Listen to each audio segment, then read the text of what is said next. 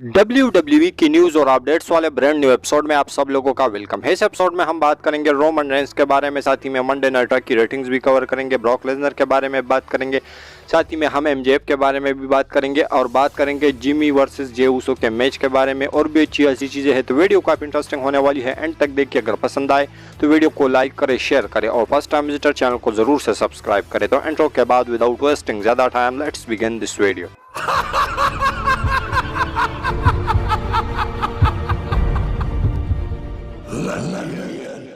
सबसे पहले शुरुआत करते हैं मंडे नाइट रॉ की रेटिंग्स के साथ। तो पिछले हफ्ते की जो मंडे नाइट रॉ की रेटिंग्स थी वो थी 1.466 मिलियन व्यूज़, लेकिन इस हफ्ते की अगर हम बात करें तो ये थोड़ी सी बढ़ चुकी है, लगभग 1 लाख के अराउंड जो है ये जो व्यूवरशिप है ये बढ़ चुकी है। और इस हफ्ते की जो व्यूवरशिप निकल के सामने आई है वो है 1.562 मिलियन व्यूज़, जो कि अप्रॉक्स आप लोग 1.6 मिलियन कह सकते हो, लेकिन फिर भी जो व्यूवरशिप है पिछले हफ्ते के मुकाबले में थोड़े से ज़्यादा आए हैं। तो आप लोग इसके बारे में क्या कहोगे? इसके साथ हम बात करते हैं अपनी नेक्स्ट अपडेट के बारे में, जो कि जुड़ा हुआ है बेकी लिंच के बारे में। तो बेकी लिंच रिसेंट में आई थी, जिससे सवाल पूछा गया कि आप अपने रिटायरमेंट के बारे में क्या सोचती है, क्या आप दोबारा WWE के साथ कॉन्ट्रैक्ट साइन करेगी या नहीं। उन्होंने ये जवाब दिया कि मैं कॉन्ट्रैक्ट भी साइन करूंगी और मैं अपना रिटायरमेंट मैच जो है वो WWE के अंदर रसल करूंगी। तो इससे आप लोग अंदाज़ा लगा सकते हो कि बेकी लिंच जो है किधर भी नहीं जाने वाली, और जैसे ही उसका कॉन्ट्रैक्ट ख़त्म होगा तो वो WWE के साथ दूसरा कॉन्ट्रैक्ट भी साइन कर लेगी। और सेम सिचुएशन सेथ रॉलिंस का भी होगा, कि क्योंकि ये दोनों हस्बैंड वाइफ है और ये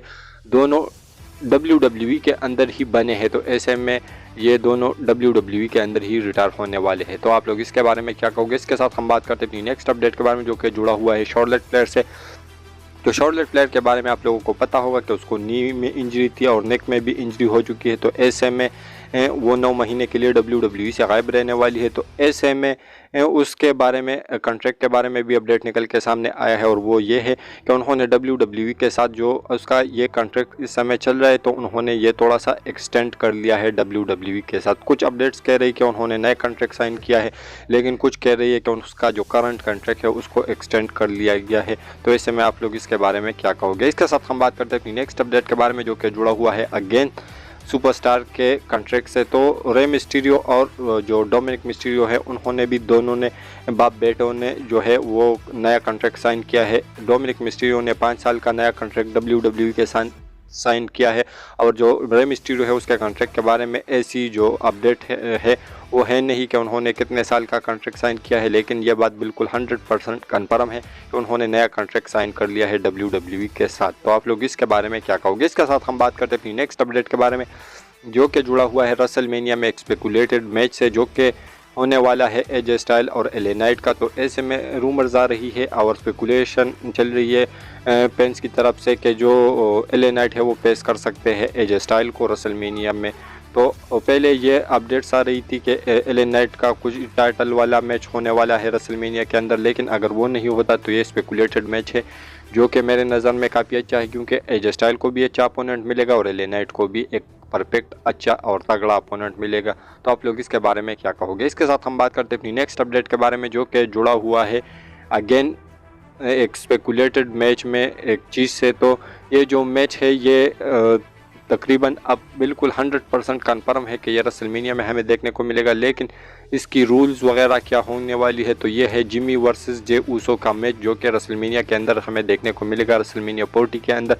तो ऐसे में ये जो मैच है इसके अंदर रिकीशी भी होने वाले हैं, और आई थिंक ऐसे भी अपडेट्स आ रही है कि जो रिकीशी है वो स्पेशल गेस्ट रेफरी होने वाले हैं इस मैच के अंदर, क्योंकि इस रिसेंट में एक इंटरव्यू के अंदर आए थे रिकीशी, जिससे सवाल पूछा गया कि आप WWE के अंदर कब आने वाले हो, जिस पर उन्होंने कहा कि मैं इसके बारे में कोई भी कमेंट नहीं करना चाहता। तो इससे ये साफ साफ जाहिर होता है कि ये जो है, और अपडेट भी आ रही है कि रिकीशी जो है इस मैच में अपने दोनों बेटों के मैच में एक स्पेशल गेस्ट रेफरी का जो किरदार है वो निभा सकते हैं। तो आप लोग इसके बारे में क्या कहोगे? इसके साथ हम बात करते हैं अपनी नेक्स्ट अपडेट के बारे में, जो कि जुड़ा हुआ है MJF से। तो MJF जिस तरीके से आप लोगों को पता है कि कोई कहता है कि WWE के अंदर आएगा, कोई कहता है कि नहीं आएगा, कोई कहता है कि उन्होंने नई डील साइन कर ली, कोई कहता है कि नहीं अभी तक साइन नहीं की। लेकिन मैं आप लोगों को बता दूं कि ट्रिपल एच एमजेएफ में काफ़ी ज़्यादा इंटरेस्टेड है और वो लाना चाहते हैं WWE के अंदर एमजेएफ को। लेकिन WWE के अंदर दो ऐसी पार्टीज़ है जिसका एक का बताना है अपडेट्स के अकॉर्डिंग, एक का बताना है कि एमजेएफ ये जो सारी चीज़ें कह रहे हैं कि मैंने इस कॉन्ट्रैक्ट साइन नहीं किया है, तो ये एक स्टोरी लाइन है। AEW अपनी तरफ कुछ हाइप क्रिएट करना चाहती है और दूसरी जो पार्टी है वो भी अपडेट्स के अकॉर्डिंग ही हमें पता चला है, जिसका बताना यही है कि जो एमजेएफ है उन्होंने AEW के साथ नया कॉन्ट्रैक्ट साइन कर लिया है। क्योंकि ये जो सारी चीज़ें हैं ये यही दोनों अपडेट्स इसी तरफ इशारा कर रही है कि एमजेएफ WWE के अंदर नहीं आना चाहते। ये सारी एक स्टोरी लाइन की पार्ट है। दूसरा अपडेट ये कि जो एमजेएफ है उन्होंने कॉन्ट्रैक्ट साइन कर लिया है AEW के साथ, लेकिन जो ट्रिपल एच है उसका इंटरेस्ट है एमजेएफ के अंदर और एमजेएफ को लाना चाहते हैं WWE के अंदर। तो अभी अगर एमजेएफ ने नया कॉन्ट्रैक्ट साइन किया है AEW के साथ तो उसका तो पता नहीं, लेकिन जो ट्रिपल एच है वो अगर किसी चीज़ में इंटरेस्ट ले तो फिर उसको हासिल करना वो अच्छे तरीके से जानते हैं। तो ऐसे में एमजेएफ इन फ्यूचर WWE के अंदर आप लोगों को ज़रूर देखने को मिलेंगे। तो आप लोग इसके बारे में क्या कहोगे? इसके साथ हम बात करते हैं नेक्स्ट अपडेट के बारे में जो कि जुड़ा हुआ है सेथ रॉलिंस से। तो सेथ रॉलिंस के बारे में अपडेट निकल के सामने ये आई है कि अगर वो रॉयल रंबल के अंदर as a world heavyweight champion के तौर पर जाते हैं तो ऐसे में ये उसका WWE के अंदर सबसे लॉन्गेस्ट टाइटल रेन होगा। तो आप लोग इससे अंदाज़ा लगा सकते हो कि WWE इस समय सेथ रॉलिंस को टाइटल तो मुझे नहीं लगता कि हराने वाली है। एक बड़ा थ्रेट जो ड्रू मैकिंटायर है उसका मैच हमें देखने को मिलेगा सेथ रॉलिंस के अगेंस्ट, वो भी वर्ल्ड हेवीवेट टाइटल के लिए, और वो भी 1 जनवरी को जो कि साल का पहला मंडे नाइट रॉ का एडिशन होगा वहाँ पर।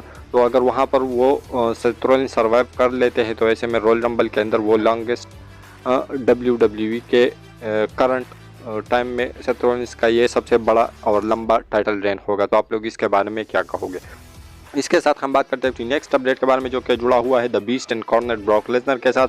तो ब्रॉक लेसनर के बारे में अपडेट निकल के सामने ये आई है। अपडेट तो नहीं, एक चीज़ है जो कि मैं आप लोगों को दिखाना चाहता हूँ, वो ये कि जो रेसलमेनिया के प्रोडक्शन ट्रक्स होते हैं तो उसके ऊपर जो पीछे साइड है वहाँ पर जो ब्रॉक लेसनर की फोटो है वो लगाई दी गई है।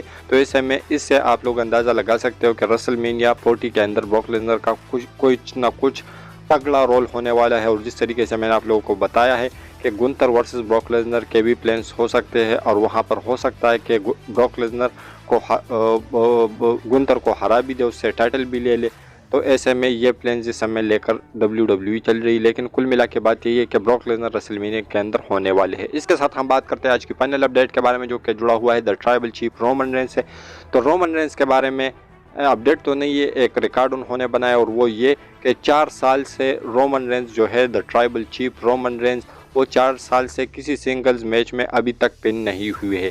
सिंगल्स मैच में ये माइंड में ज़रूर रखना, क्योंकि अगर आप लोग कहोगे कि मनी इन द बैंक के अंदर जेउसो ने रोमन रेंस को पिन किया था तो वहाँ पर वो एक टैग टीम मैच था। तो ऐसे में किसी सिंगल्स मैच में रोमन रेंस अभी तक पिन नहीं हुए। तो आप लोग इसके बारे में क्या कहोगे? एक इंटरेस्टिंग चीज़ था जो मुझे सही लगा, मैंने आप लोगों के साथ शेयर किया। तो आप लोग अपनी राय नीचे कमेंट सेक्शन में ज़रूर दीजिए। और हमारी ये जो आज की वीडियो थी वो यहीं तक की थी। अगर पसंद आए तो वीडियो को लाइक करें, शेयर करें और फर्स्ट टाइम विजिटर चैनल को ज़रूर से सब्सक्राइब करें, क्योंकि आप लोगों को हमेशा ऐसी इंटरेस्टिंग और लेटेस्ट वीडियोज़ देखने को मिलती रहती है। तो मिलता हूँ आपसे बहुत ही ज़्यादा जल्दी किसी इंटरेस्टिंग वीडियो के साथ। Until that time stay healthy and keep watching Russell केचर।